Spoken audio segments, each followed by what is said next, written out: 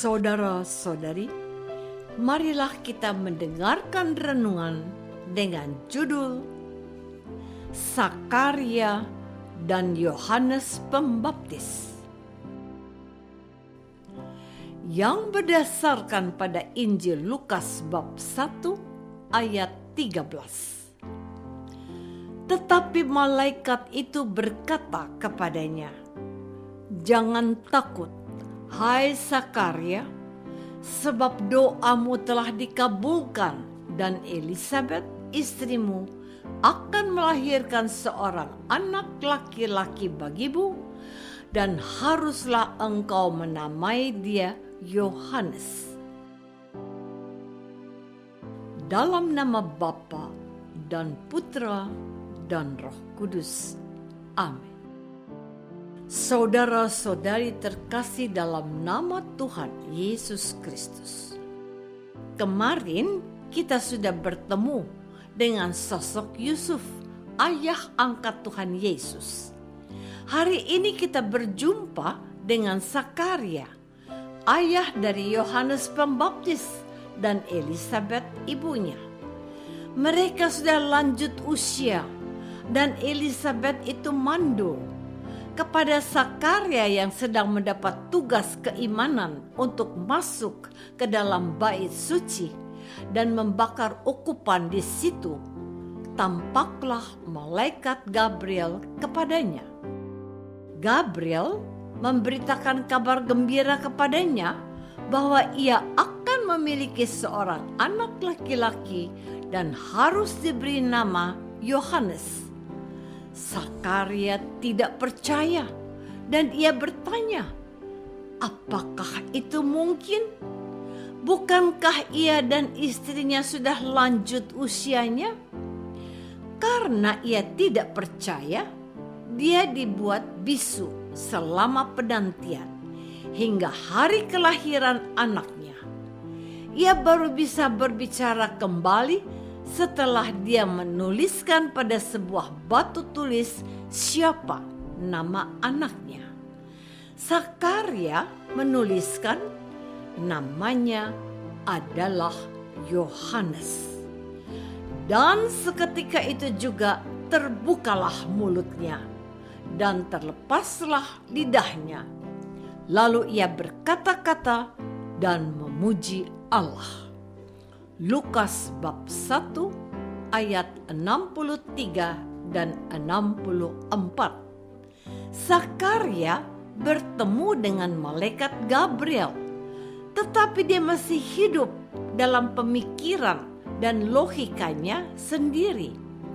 Ia meragukan kabar baik dari utusan Allah yang hadir pada kesempatan berharga saat dia mendapat giliran mempersembahkan kurban ukhuwah. Saudara-saudari terkasih, inilah perbedaan besar antara ayah Yesus dan ayah Yohanes, antara Yusuf dan Sakaria. Yusuf diam dan tidak banyak bertanya dan melakukan perintah Allah melalui pesan malaikat. Sementara Sakaria terlalu pusing dan banyak bertanya, meragukan warta baik yang disampaikan utusan Allah.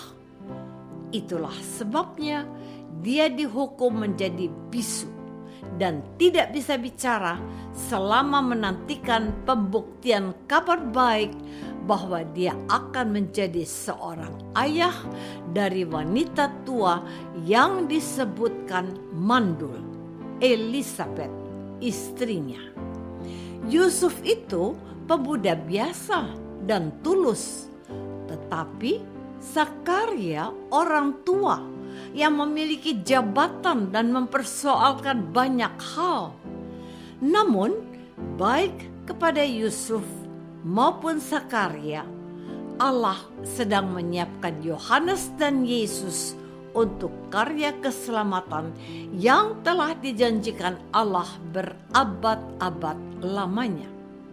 Menarik untuk diperhatikan bahwa kabar kelahiran Yohanes kepada ayahnya, Sakaria ini mendatangkan hukuman bagi Sakaria, seorang imam yang sedang bertugas di bait suci. Sakaria harus menyadari kesalahannya ini. Saudara-saudari terkasih, apakah ada yang salah dengan Sakaria? Bukankah dia menyampaikan fakta dan kebenaran? Bukankah dia sudah tua? Bukankah semua orang juga tahu bahwa Elisabeth istrinya juga sudah lanjut usia? Apalagi dia itu disebutkan mandul. Satu hal yang dilupakan oleh Sakaria, bahwa dia bukan sedang berdiskusi dengan seorang manusia. Dia sedang berkata-kata dan bertanya jawab dengan Gabriel, utusan Allah yang tugasnya membawa kabar gembira. Kabar gembira itu disampaikan kepadanya pada saat yang sangat khusus di dalam rumah Tuhan. Ini adalah bentuk penghargaan untuknya yang sudah mengabdi Tuhan sebagai imam. Ia terpilih sebagai ayah dari nabi terakhir yang akan mempersiapkan kedatangan Sang Mesias. Setelah dia menyadari ketentuan Tuhan atas keluarganya, Sakaria bernubuat dan memuji Tuhan.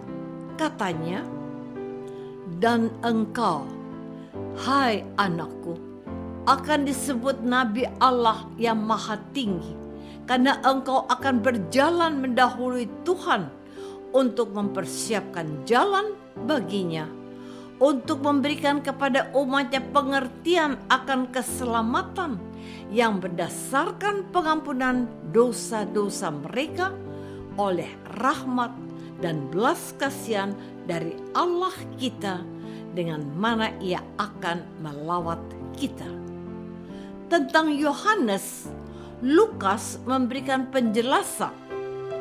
Adapun anak itu bertambah besar dan makin kuat rohnya, dan ia tinggal di padang gurun sampai pada hari ia harus menampakkan diri kepada Israel. Lukas bab 1 ayat 50. Saudara-saudari terkasih, pesan apa yang dapat kita petik dari kisah Sakaria yang berjumpa dengan malaikat Gabriel hari ini? Bahwa Tuhan mempunyai rencana yang indah untuk keluarganya, bahwa dia dipilih Tuhan untuk menjadi ayah bagi putranya yang harus diberi nama Yohanes. Arti nama Yohanes itu adalah Yahweh memberikan karunia. Anak Sakaria itu adalah rahmat untuk bangsa Israel. Ia akan memberikan pengertian dan tuntunan kepada mereka tentang Mesias yang segera datang setelah dirinya. Sakaria dalam segala keterbatasannya tidak sanggup menangkap kabar gembira yang ditujukan kepadanya. Bukankah tidak mungkin orang setua dia dan wanita seusur istrinya itu bisa memiliki seorang putra? Bagi Allah tidak ada yang mustahil. Bukankah ia sudah tahu bagaimana karya-karya Yahweh dalam sejarah bangsa Israel? Berulang kali Israel diselamatkan oleh Tuhan dari kekuasaan bangsa-bangsa lain. Tentu saja ia akan bisa melakukan apa yang dipandangnya baik untuk keselamatan bangsa Israel. Sudah saatnya dalam hidup beriman, kita tidak hanya menggunakan akal budi saja, melainkan berserah diri akan kemurahan dan kasih Allah. Dia pasti menolong umatnya dalam segala persoalan hidup mereka. Akan tetapi, jika Anak Manusia datang kembali, akankah ia mendapatkan iman di bumi? Lukas bab 18 ayat 8.